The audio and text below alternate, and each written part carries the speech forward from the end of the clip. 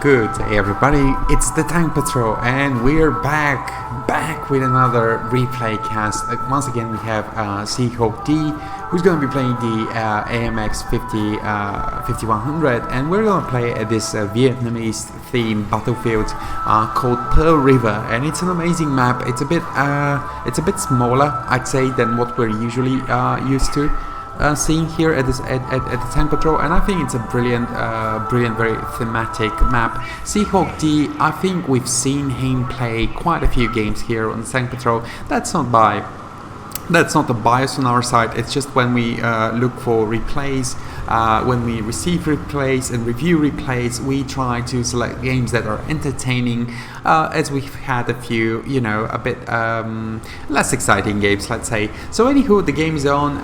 We can see that it's mostly tier 8 tanks. Immediately tanks are being spotted. Our team is carrying out a offensive right through the middle of Pearl River there. Already some shells are trying to fly as SeaHawkD is prepared to circumnavigate the whole map, penetrate deep behind the enemy lines, and this should not be happening, ladies and gentlemen, I think. But the red team chose to take a and that's a miss. The battle already rages on a bit. Now SeaHawk knows that he's going to be targeted before long, so he holds because he knows that he's being expected. Now he's going to clip ahead there at the SU 130 PM. He knows that he needs to back up as there is another enemy going his way, but there is an ally also going up the hill. Now SeaHawk is going to he's going to land a beautiful hit there at the VK, another hit at the VK, and yet another hit at the VK. This tank is going down, even though that's critical damage already, ladies and gentlemen. And armor not hit, but alright.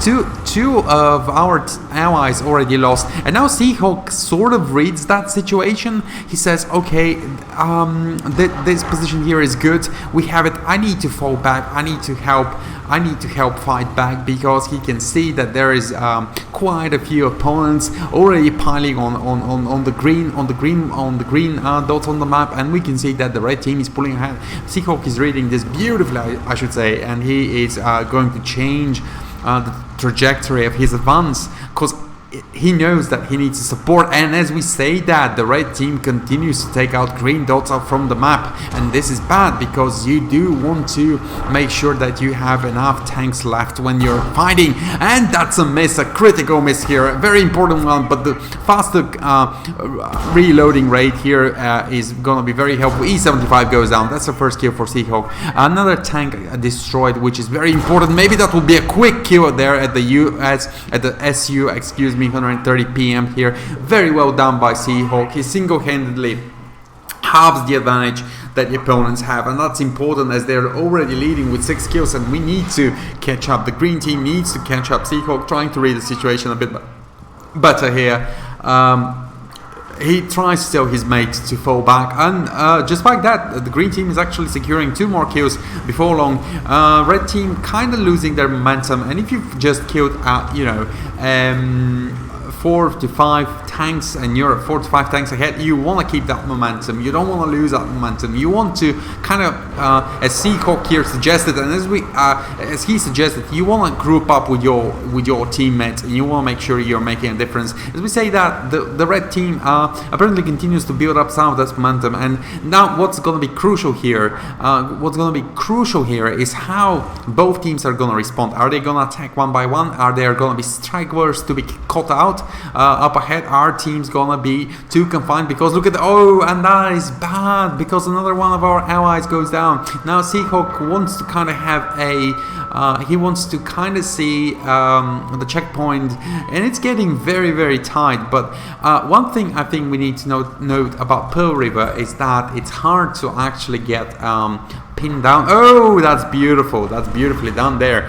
Is that like, if you just look at this spot here, it'll be, even if you had 3 tanks against you, they can't really shoot from 3 sides, can they? It's gonna be difficult for them to even shoot from 2 sides, isn't it?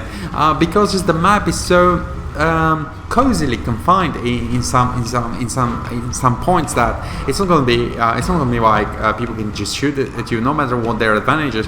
But then you could see SeaHawkD is now joining the mid of the fight, and he has this quick reload rate. He lands 2 hits to the CS-52, another 3rd kill, and now a 4th devastating kill that's gonna land him 3 kills in. 10 tanks for his team overall, and 12 tanks for the opponents as well. Now there's just a small advantage here, but as we can see at the far left corner, the red tank is very hurt, so he is unlikely to actually pull this one off. In fact, he's probably going to go down very soon. SeaHawk, though, keeping his distance, he wants to pose a threat from afar. He wants to make sure that his position is not immediately revealed to the opponent. And just as we say that, the red tank, the left corner, he died to SeaHawk's ally, and that's good news because the tanks are sort of even out. The red team still has 1 tank advantage, but that's not too crucial. We've seen games where single tank can destroy quite a few more. So there is 4 tanks left now on the field, and that's not gonna be easy. But SeaHawk's friend there is in trouble, and I don't know if SeaHawk is interested in helping. Maybe he's not. He's trying to read the map, and maybe. Oh no, he's reloading. I'm sorry, I'm being dumb. And now SeaHawk has been made out, hasn't he? And he's gonna face quite a few of those. And look at him, he's not just wasting his remaining HP. He's saying, you know what, I need some help. And there is a tank there at the left corner guarding the checkpoint, who is able to assist with long shot fire. And now SeaHawk has been made out, but this doesn't mean much if the opponents are not able to hit him, and they of course miss. SeaHawk shoots the opponent.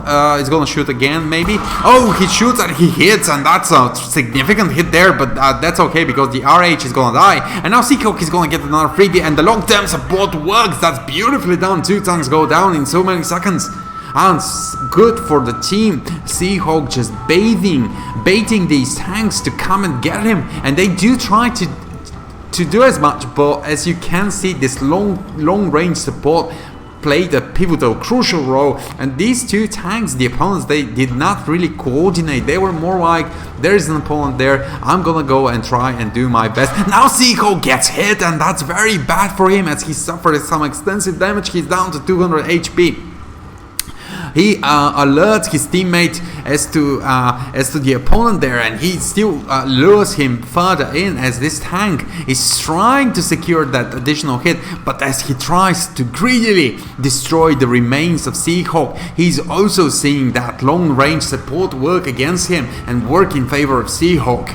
What's gonna happen now is that even though this opponent is quite the beefy boy over there, he's gonna still have to deal with 2 opponents. And as you can see, SeaHawk's quick reward rate quickly land him 2 free hits, and this guy goes from having all the advantages to suddenly having no advantage at all, being forced to hide into a village. And now SeaHawk is gonna finish the job. Beautifully done there. SU